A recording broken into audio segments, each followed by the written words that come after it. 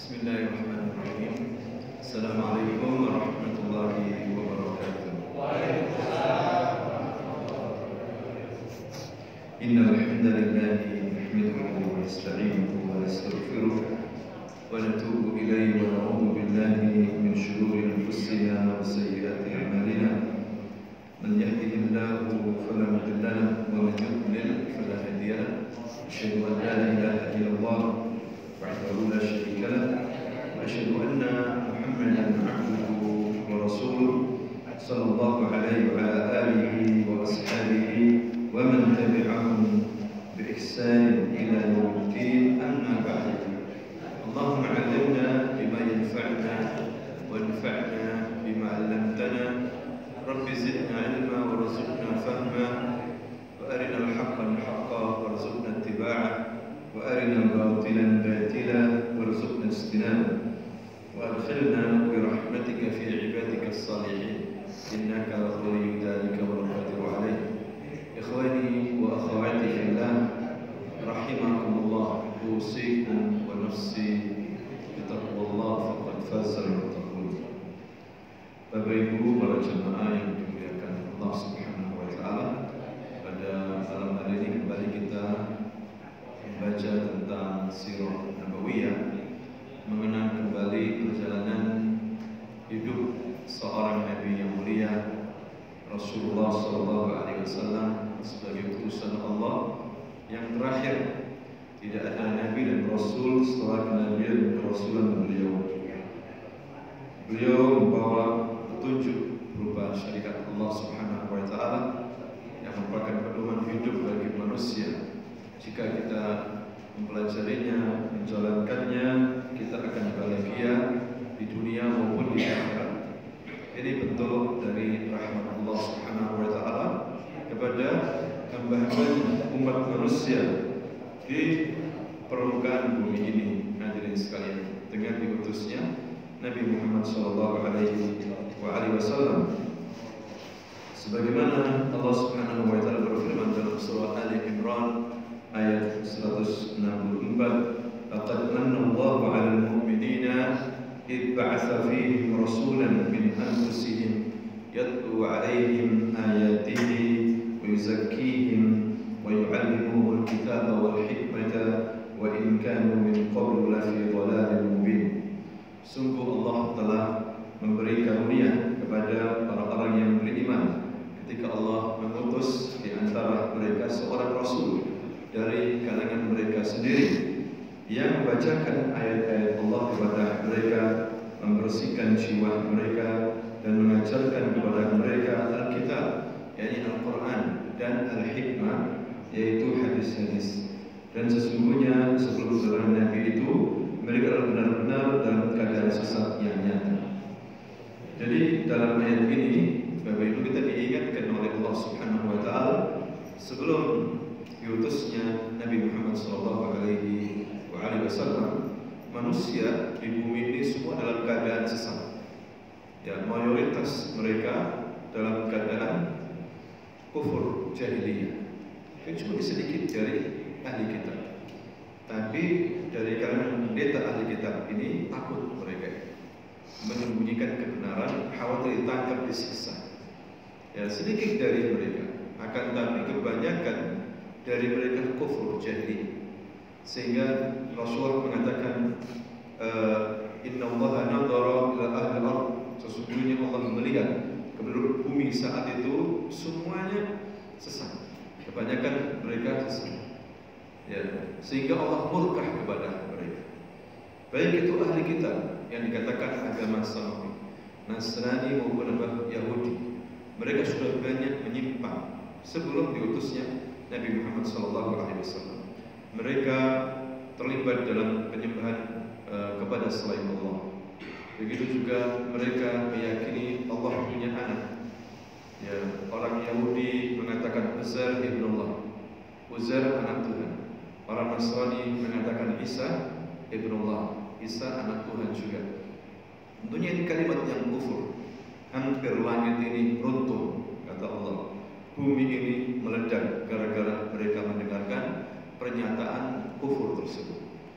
Ini menunjukkan hadirin sekalian, bumi ini penduduknya rusak saat ini. Apalagi di Jazirah Arab ini. Ya, mereka terlibat dalam kesyirikan yang luar biasa, menyembah berhala, menyembah patung-patung. Ya, mereka saling berperang satu sama lain gara-gara masalah sepele. Sampai diutus kepada mereka seorang nabi yang mulia, yaitu Nabi Muhammad SAW yang bawa syariat Islam ini. Ya, yang mengajak kepada manusia agar beribadah kepada Allah saja, mentauhidkan Allah. Ya, makanya ketika usia 40 tahun Nabi Muhammad SAW suka, hadirin sekalian, pergi ke Gua Hira. Dia itu bertahanus, dia beruzlah, ya, mengasingkan diri dari kaumnya, tinggal di Gua Hira bergadang beberapa hari, bahkan kalau Ramadan sampai sebulan. Apa yang dilakukan oleh Rasulullah di Gua Hira? Rasulullah berfikir ya tentang umatnya yang sesat jahiliyah. Bagaimana mereka membuat batu, ya, atau melukis atau membuat patung-patung dari batu-batu dengan tangan mereka ini kemudian disembah selain Allah Subhanahu wa Ta'ala. Jadi Nabi atau setiap Nabi dan Rasul sudah diberikan ilham oleh Allah untuk mengenal siapa Tuhannya. Tidak ada Nabi mencari Tuhan, hadirin sekalian. Nabi sudah diberikan ilham siapa Tuhannya. Masyarakat Quraisy, sebetulnya bangsa Arab ini, awalnya mereka mentauhidkan Allah dan mengenal Allah Subhanahu wa Ta'ala secara tauhid rububiyah. Bahkan kalau dikatakan kepada mereka, "Man khalaqas samawati wal ardh", siapa yang menciptakan langit dan bumi, mereka mengatakan Allah. Siapa yang berikan kalian rezeki, mereka mengatakan Allah. Tapi mereka kenapa dihukumi oleh Allah sebagai kafir musyrik? Itu pertanyaannya, hadirin sekalian. Bukankah mereka setiap tahun itu haji? Mereka juga tawaf, sholat di Ka'bah. Tapi kenapa mereka tetap dihukumi oleh Allah musyrik kafir? Karena mereka menyekutukan apa? Allah. Sisi lain mereka menyembah Allah, sisi lain mereka menyembah selain Allah Subhanahu wa Ta'ala. Mereka menyembah berhala, diibaratkan berhala ini adalah tokoh mereka dulu. Memang mereka itu tokoh-tokoh asalnya, seperti Latta, wa Uzza, wa Manata. Mereka ini orang-orang yang baik, orang-orang yang dermawan, suka memberikan makanan kepada orang-orang yang haji. Nah, ketika tokoh-tokoh ini mati, kemudian kuburannya dibangun, diagungkan, kemudian mereka datangi mencari berkah di kuburan itu. Kemudian setan juga terus mempengaruhi, akhirnya dibikin patung menyerupai mereka. Belum disembah, sampai datang generasi berikutnya kemudian disembah selain Allah Subhanahu wa Ta'ala. Mereka tawassul kepada berhala-berhala itu. Ya, makanya ketika dikatakan, apakah kalian menyembah mereka? Mereka mengatakan, "Ma na'buduhum." Kita tidak menyembah mereka. Illa yuqarribuna ila Allahi zulfa, hanya saja kita mendekatkan diri kepada mereka. Ya, sebagai perantara kita dengan Allah Subhanahu wa Ta'ala.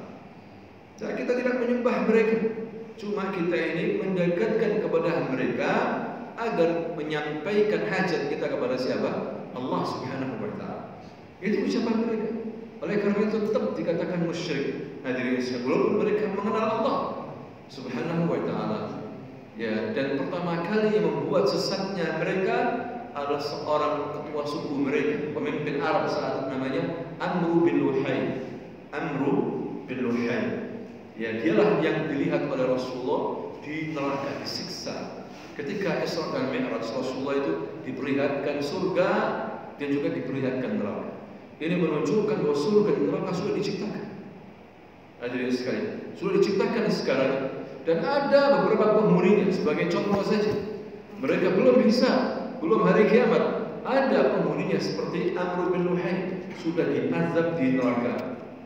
Dari mana Rasulullah tahu Amr bin Luhai? Diceritakan oleh malaikat Jibril. Ya Muhammad, ini orang dulu bangsa Arab, ketua bangsa Arab. Dialah pertama kali yang merubah keyakinan bangsa Arab dari keyakinan tauhid, akidah tauhid menjadi syirik. Makanya diutus kepada Nabi Muhammad seorang Rasul Pertama kali beliau usia 40 tahun ketika di Gua Hira didatangi oleh malaikat Jibril. Ya, menyamar sebagai laki-laki yang kuat malam hari, kemudian mendekat Rasulullah dan mengatakan, "Ya Muhammad, iqra." "Iqra ya Muhammad." Rasulullah kaget.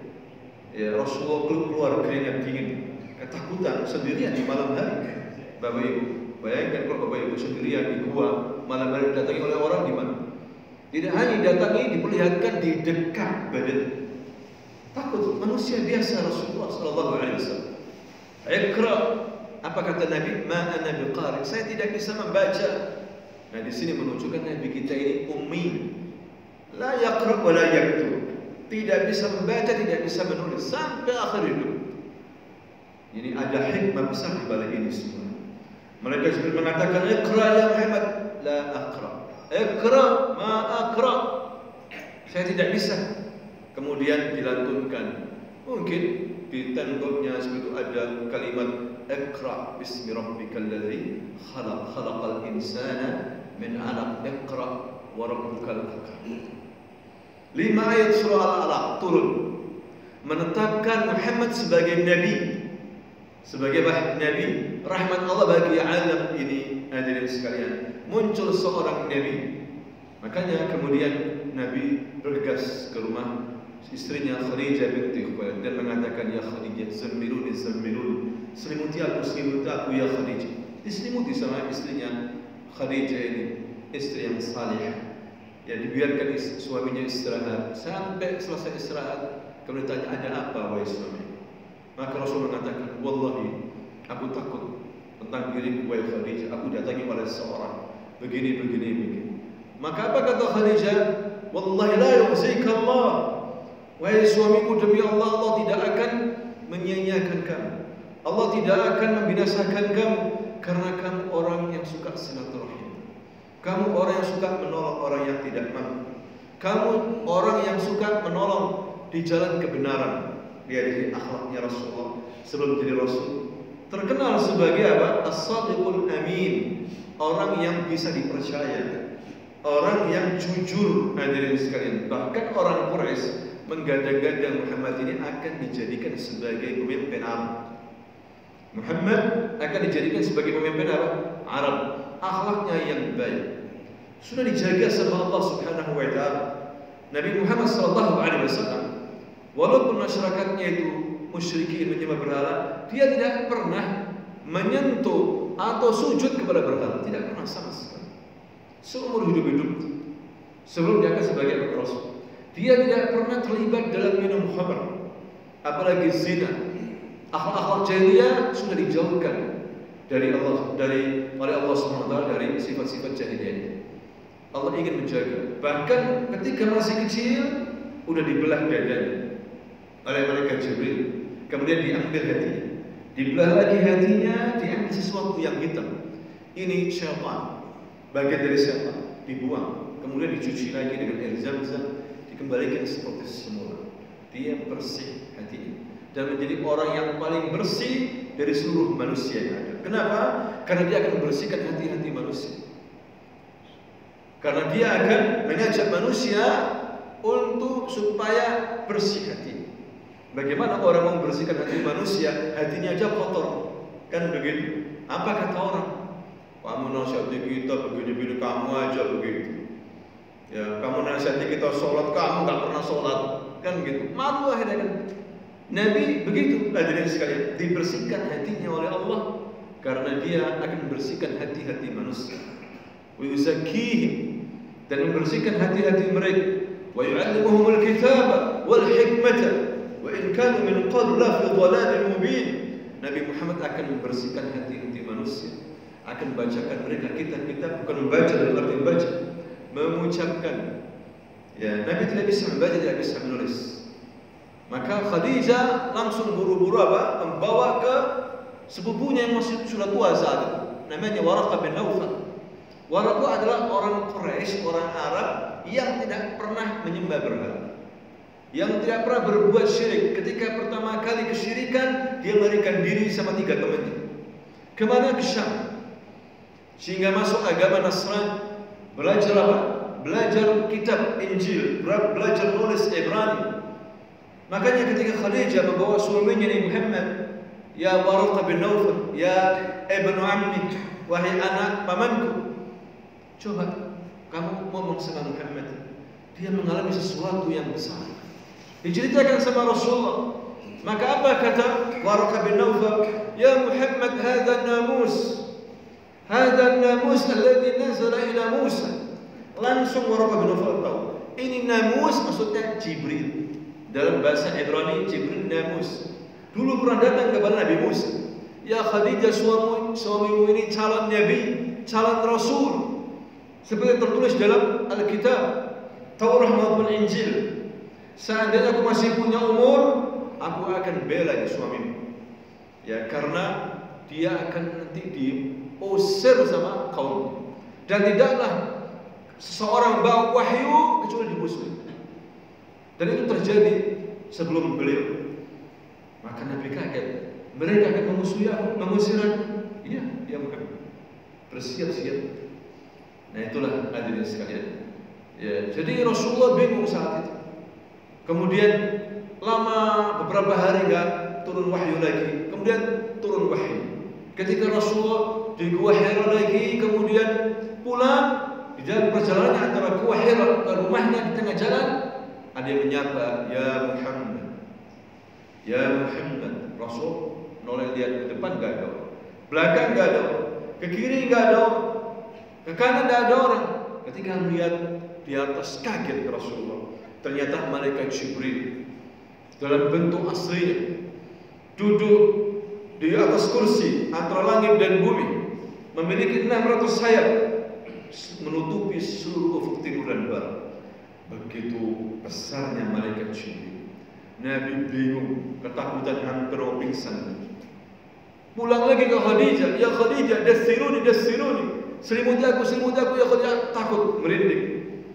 Kemudian di saat tidur itulah Allah bangunkan, Allah turunkan surah Al-Mudaththir. Ya ayyuhal mudaththir qum fa'anzir wa rabbaka fakabbir wa siyabaka fatahhir warrujza farjur wa la tamnun tastakthir wa li rabbika fasbir. Ya ayyuhal mudaththir, wahai orang yang berselimut, qum, bangun. Udah ya Muhammad, jangan tidur. Fa'anzir, berikan peringatan kepada umatmu fil jahili, umatmu dalam keadaan syirik kufur. Peringatkan mereka. Inilah surah yang menetapkan Nabi sebagai Rasul. Kalau Al-Alaq sebagai apa? Nabi. Kalau Mudaththir sebagai Rasul. Karena ada ungkapan ya ayyuhal mudaththir qum fa'anzir wa rabbaka fakabbir, dan Tuhanmu maka besarkanlah. Wa rabbaka fakabbir warrujza fahjur wasiyabaka fatahhir, dan bajumu bersihkan. Baju ini macam-macam, bisa diartikan baju, tempat sholat, hatimu juga bersihkan, sucikan dari jahiliyah, dari kekufuran, dari kemunafikan, dari hasad, dendam, iri hati, kebencian, bersihkan. Karena tidak ada orang yang masuk surga kecuali punya hati bersih. La yadkhulul jannah illa nafsul muslim, jiwa yang bersih, salim. Yauma la yanfa'u malun wala banun illa man atallaha biqalbin salim. Di hari yang tidak manfaat lagi harta dan anak-anak kecuali orang yang memenuhi Tuhannya dengan hati yang bersih. Kalau enggak bersih gimana? Allah SWT siksa dulu, dikasih cobaan, diampuni dosa. Begitu cara Allah agar hamba Allah ini masuk surga bersih hati. Makanya setiap musibah yang kita alami, kita kecewa, kita pernah sedih, hadirin sekalian, menangis, diuji oleh Allah dengan sedikit harta, ketakutan, sampai duri yang terkena kaki kita itu bisa mengampuni dosa. Semua cobaan bisa mengampuni dosa. Itu tanda Allah cinta sama kita, diuji. Nabi mengatakan begitu, diuji.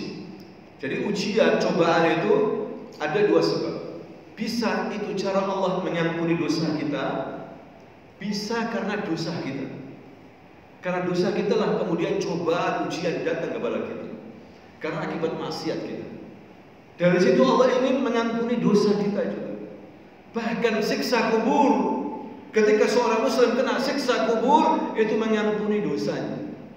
Tidak hanya itu, ketika berada di padang mahsyar mengalami kesulitan, ketika melintasi sirat, walaupun susah, itu semua mengampuni dosa, sehingga ketika dia masuk surga bersih dosa.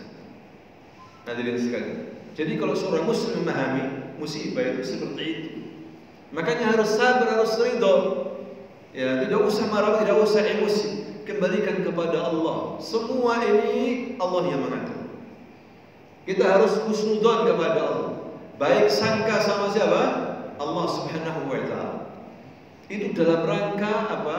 Menyucikan jiwa kita. Karena orang yang masuk surga harus bersih. Siapa yang bersih di antara kita, Bapak? Siapa yang tidak pernah dosa? Nah, dengan cara itulah Allah mengampuni dosa. Bisa jadi ampuni dosa karena kita apa? Banyak istighfar, banyak berzikir. Itu mengampuni dosa. Ketika seorang mau tidur, mengucapkan apa? La ilaha illallah wahdahu la syarikalah, lahul mulku wa lahul hamdu wa huwa ala kulli syai'in qadir.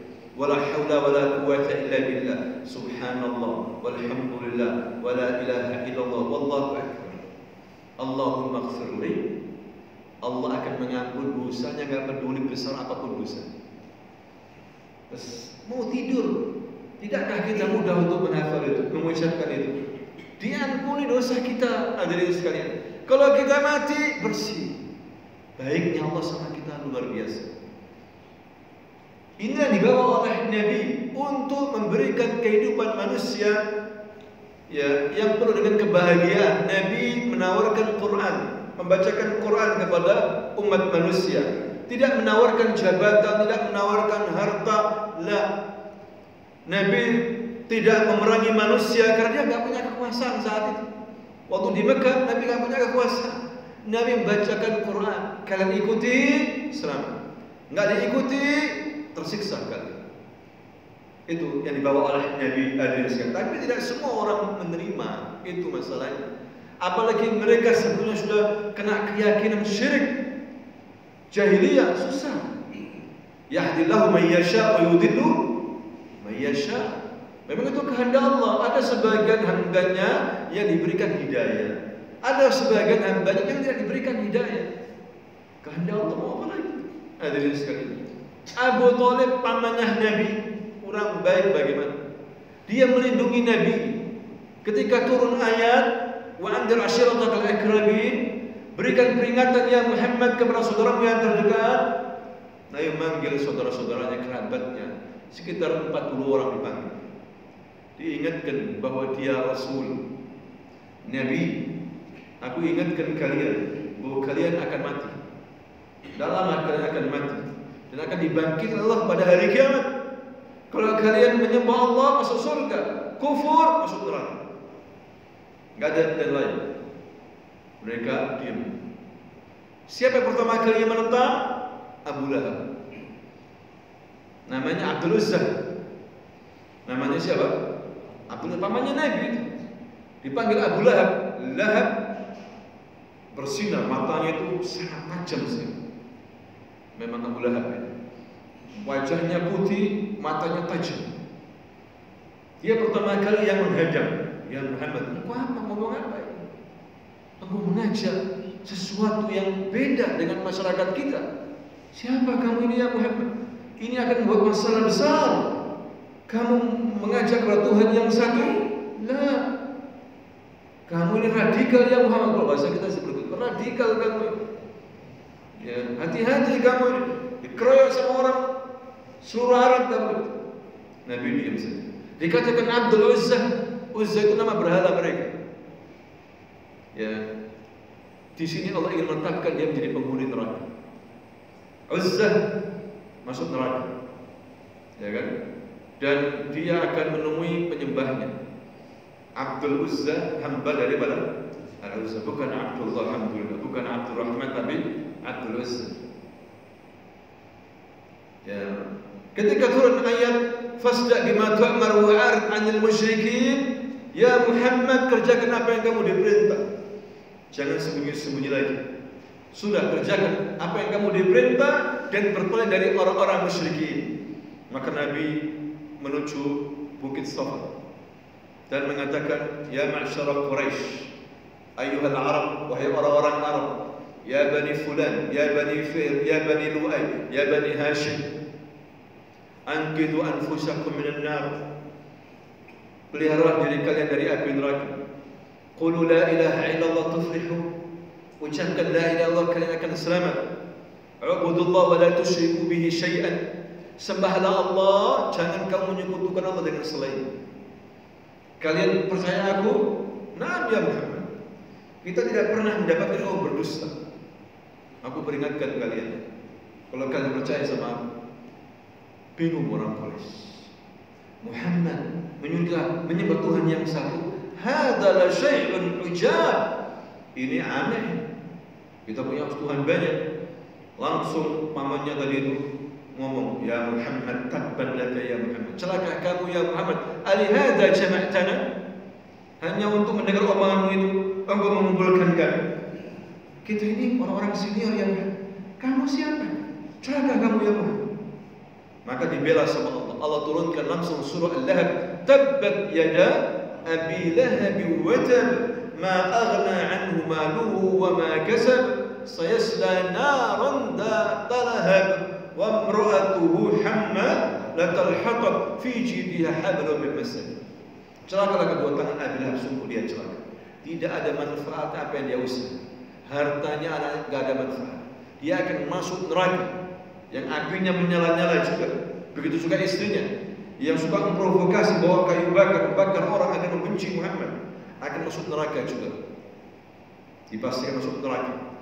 Nah, Abu Thalib pamannya baik, hadirin sekalian. Yang satu ini baik, cuma kufur, nggak ada artinya. Orang berbuat baik apa saja, kalau nggak masuk Islam, kufur, ya masuk neraka. Abu Thalib itu yang datangi orang Quraisy. Ya Abu Thalib, ini anak saudaramu ini kurang ajar sekali, memecah belah persatuan kita. Bayangkan anak istri berbeda, bapak anak berbeda. Apa-apaan nih ponakanmu ini?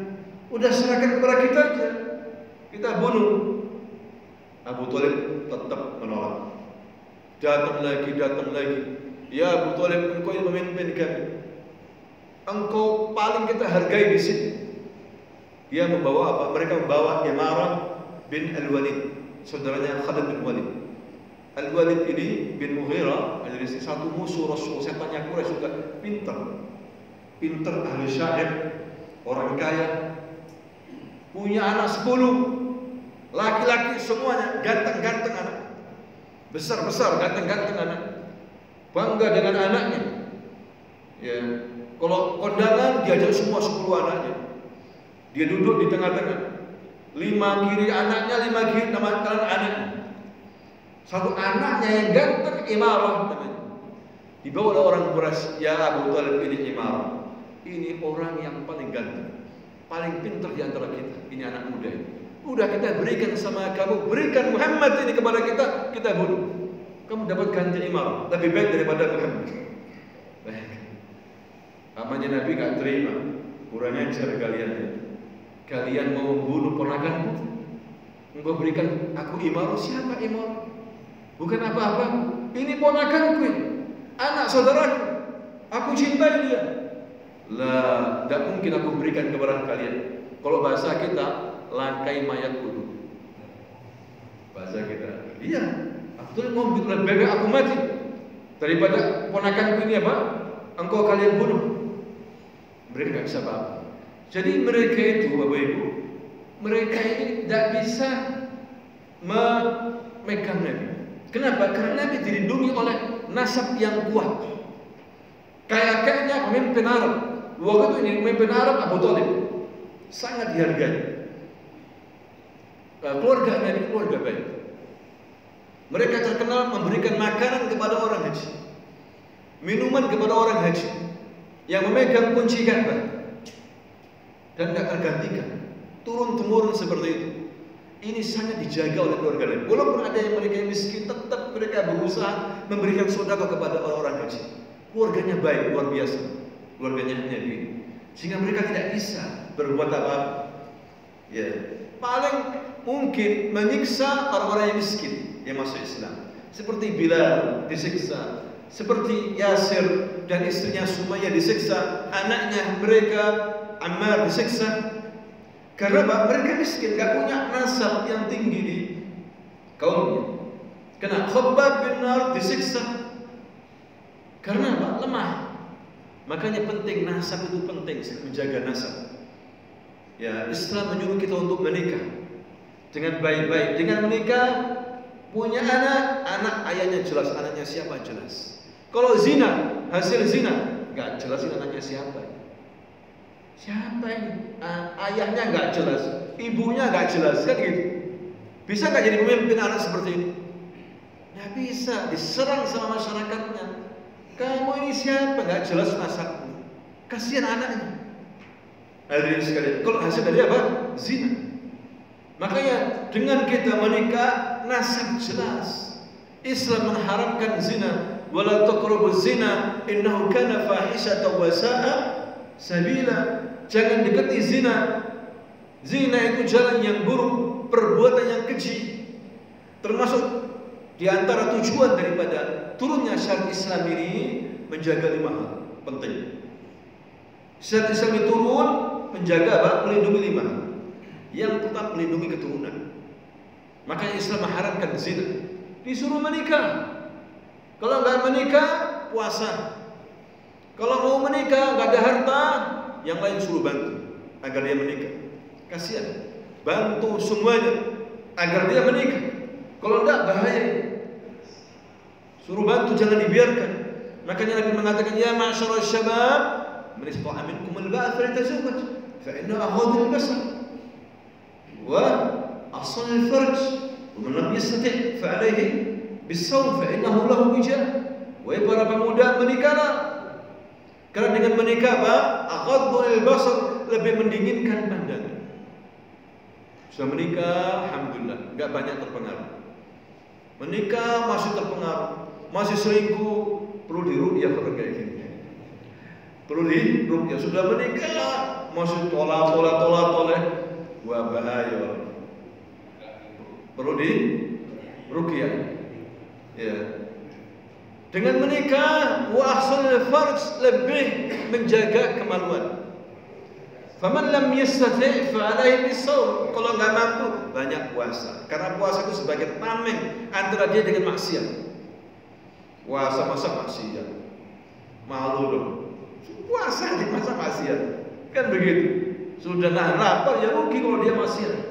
Nah, ini Islam memelihara keturunan. Disuruh menikah. Wa ankihul ayama minkum was-salihina min ibadikum wa imaikum iyakunu fuqara yughnihimullahu min fadlihi wallahu wasi'un alim. Ayat banyak suruh menikah. Nikahkan pemuda-pemudi yang masih bujang di antara kalian para budak, orang-orang yang saleh. Jika mereka fakir, dengan menikah Allah berikan kekayaan. Siapa dulu kita?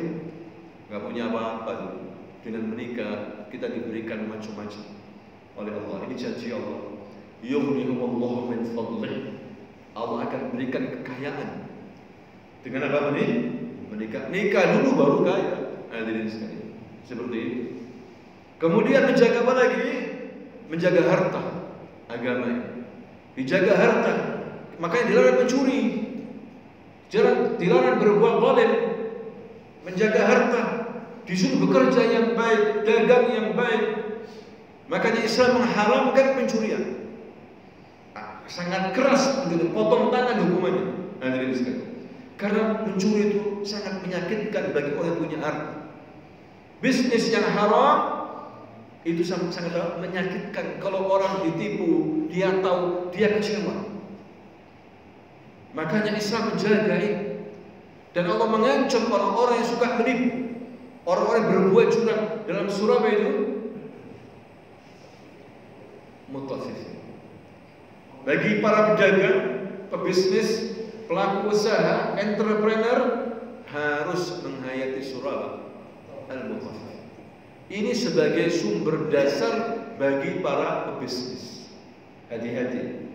wailul lil mutaffifin alladzina idza iktalu 'alan nasi yastawfun wa idza kaluhum aw wazanuhum yukhsirun ala yadhunnu ulaika annahum mab'utsun liyawmin 'adzim yawma yaqumun nasu li rabbil 'alamin.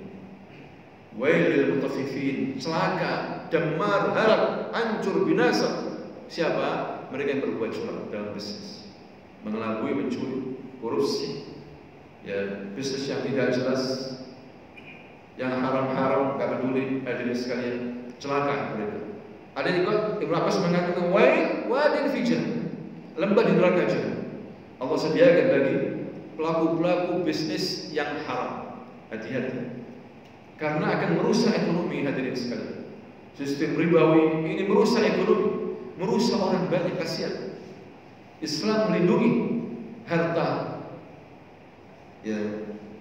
Masalahnya katanya Allah idza qala an-nas yastawfun, kalau mereka itu minta ditakar, minta takarannya sempurna. Bila perlu embuh, tambahi. Kalau dia apa? Membeli. Permasalahannya adalah seterusnya apa? Kalau mereka menjual, mengurangi. Takarannya dikurangi, takarannya orang lain. Timbangannya dikurangi. Wa idza kaluhum aw wazanuhum yukhsirun. Mengurangi. Ini tidak bagus seperti ini. Ala yadhunnu ulaika annahum mab'utsun, tidakkah mereka berpikir bahwa mereka akan dibangkitkan pada hari kiamat, mereka akan dihisab, dipertanggungjawabkan? Belum selesai.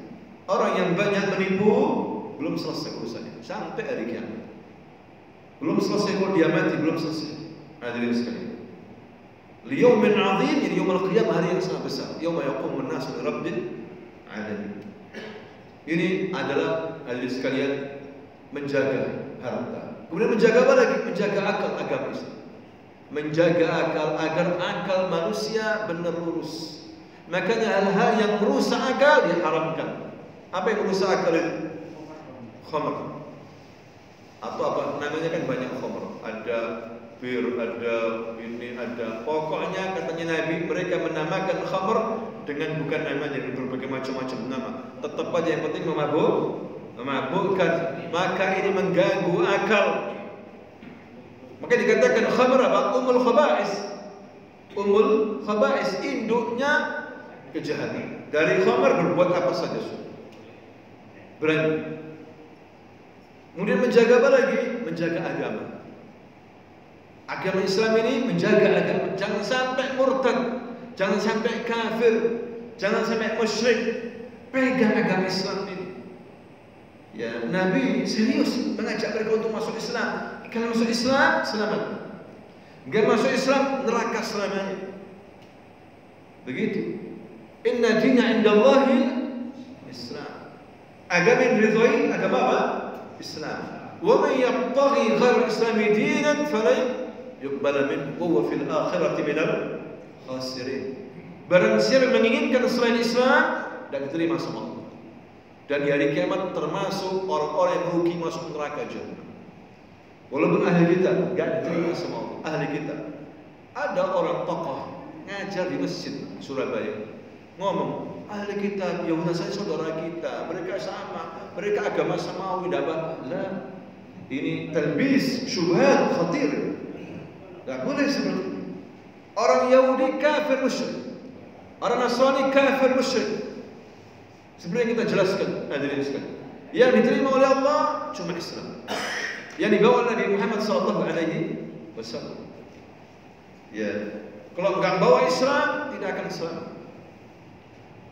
Makanya Adi bin Hatim At-Tai, dalam sejarah kita akan ceritakan bagaimana Adi ini pemuka Nasrani di suku Taif, daerah Taif, perbatasan Madinah Syam. Mereka ini, suku Taif ini suka membegal pedagang-pedagang Muslim, baik mau ke Syam maupun balik dari Syam ke Madinah, sering dibegal. Nabi geram melihat mereka, bermusyawarah, sahabatnya, bagaimana kalau kita serbu mereka? Siap ya Rasul, kita kasih peringatan. Udah diingatkan, tetap benci sama Islam. Lihat orang Nasrani, hadirin Islam, benci sama Islam. Ya, walan tardu anka al-yahud walan nasara hatta tattabi'a millatahum. Orang Nasrani Yahudi ini enggak ridho sama kalian. Enggak senang sama kalian. Walaupun kalian berbuat baik, tidak senang, enggak setuju. Kecuali kalian keluar dari agama Islam. Baru mereka senang. Mereka cari-cari gara-gara. Percuma kita berikan cinta kepada mereka, mengagungkan mereka, percuma. Kita tidak boleh menaruh cinta kepada mereka, tidak boleh. Kita harus berlepas diri membenci mereka dalam hati ya. Tapi dalam muamalah tidak ada masalah. Tapi jangan mengagungkan mereka. Jangan mengagungkan, jangan memberikan cinta kepada mereka, tidak boleh. Haram. Bisa kufur hadirin sekalian. Nah, diserbu sama Nabi suku Taif oleh siapa? Rasulullah dan kaum muslimin. Akhirnya mereka gak siap. Sebagian mereka melarikan diri, pemimpinnya melarikan diri ke Syam, ke Romawi dan minta suaka di sana. Sebagian ditahan sama Nabi, dibawa ke Madinah.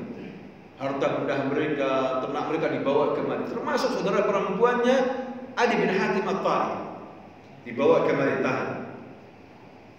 Nah, saudara perempuannya ketika melihat Rasulullah, kaum muslimin di Madinah, senang. Mereka ini akhlaknya baik. Kirim surat sama kakaknya, sama saudaranya Adi yang di Romawi. Ya Adi saudaraku, sudah datang aja kamu ke Muhammad. Muhammad ini baik orangnya. Kamu berkhianat kan? Membiarkan rakyatmu kamu lari. Pemimpin apa kamu? Kata siapa? Saudara perempuannya. Kamu enggak bertanggung jawab. Kamu melarikan diri ke Romawi, minta suaka di sana. Dengan kita ditahan di sini sama Rasul. Udah kamu minta maaf sama dia. Datang ke sini. Muhammad orang baik, kamu enggak dianiaya. Akhirnya keluar dari Romawi menuju Madinah, menemui Rasulullah. Apakah ditangkap oleh Rasulullah? Nah, walaupun muslim, enggak ditangkap sama Rasul. Disambut sama Rasul. Disuruh masuk ke rumahnya Rasulullah. Dikasih hidangan, disuruh duduk, disambut sama Rasulullah. Kemudian Rasul mengatakan, ya Adi, aslim taslim. Wahai Adi, masuk Islamlah kamu. Kamu akan selamat. Apa kata Adi? Ya Muhammad, saya sudah punya agama. Sama juga, gak beda jauh dengan agama. Apa kata Rasulullah? Ya Adi, aku tahu agamamu. Agama Nasrani sekarang ini tukusia, syirik, udah dimasuki dengan penyembahan berhala, penyembahan salib. Wallah, ini bukan yang diajarkan Nabi Isa. Nabi Isa tidak pernah mengajarkan seperti itu. Dan kamu tahu, aku tahu kamu ini bukan orang bodoh. Kamu ini orang pintar ya Adi. Masuk Islam. Ini agama Nasrani sekarang sudah dicampuri macam-macam. Gak asli lagi sudah. Kamu tahu Injilnya bermacam-macam. Ada Injil Yohanna, ada Injil Barnabas, ada Injil Matius. Mana yang firman Allah? Gak ada. Pikir-pikir lagi, betul. Langsung masuk Islam. Bapak Ibu, mengucapkan asyhadu an la ilaha illallah wa anna Muhammadan Rasulullah. Masuk Islam. Jadi agama yang dijaga oleh Allah, agama apa? Islam. Lainnya sudah menyembah makhluk. Yang hanya menyembah Allah cuma agama Islam. Tauhid agama Islam. Yang lainnya menyembah makhluk. Syirik. Wallahu a'lam. Adzan ya? Ya adzan dulu aja. Kita ini bercerita nggak terasa sudah bisa. Masih banyak. Nanti tanya jawab aja ya. Habis sisa.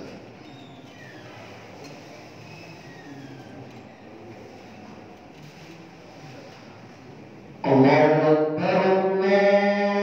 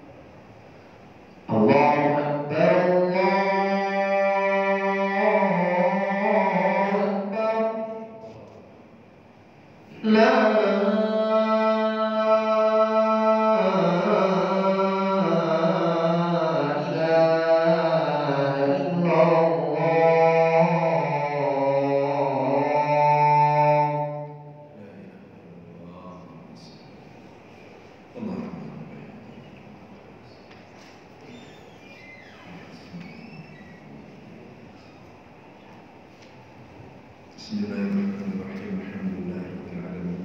Wassalatu wassalamu ala asyrafil anbiya'i wal mursalin nabiyina Muhammadin wa ala alihi wa sahbihi ajma'in. Amma ba'd. Bapak Ibu, jadi agama yang dibawa oleh Nabi ini menjamin kebahagiaan bagi pemeluknya, menjamin bahagia di dunia wal akhirah. Dan agama ini akan dimenangkan oleh Allah daripada agama-agama yang lain. Umat Islam akan menang. Al-Islam ya'lu wa la yu'la alaih. Islam akan menang, jaya. Tidak ada yang bisa mengalahkan Islam. Walaupun sekarang ini cobaan, umat Islam dibom, dibantai di Lebanon, di Palestina. Ini ujian. Nanti akan menang umat Islam. Kita harus yakin. Memang kita diuji sekarang. Apakah dengan ujian itu kita berhasil atau tidak? Sabar, ya berjuang atau tidak? Ini ujian. Ya, Nabi tidaklah bohong. Agama Islam ini akan menang dan dunia akan dimasuki oleh Islam. Kota, desa, negara apapun, suka atau tidak suka, akan dimasuki oleh agama Islam. Ya, kita harus bangga dengan agama. Wala tamutunna illa wa antum muslimun. Jangan sampai mati kecuali sebagai seorang muslim yang sejati. Ya, sampai di sini Bapak Ibu ada pertanyaan baru? Ya, silakan.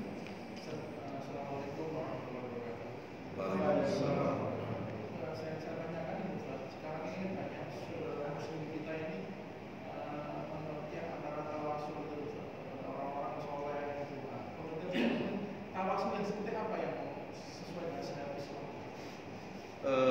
Bab tawassul ini bab yang banyak sekali tidak dipahami oleh masyarakat kita karena jauhnya mereka dari pemahaman tauhid dan pelajaran akidah yang benar. Ya, tawassul itu adalah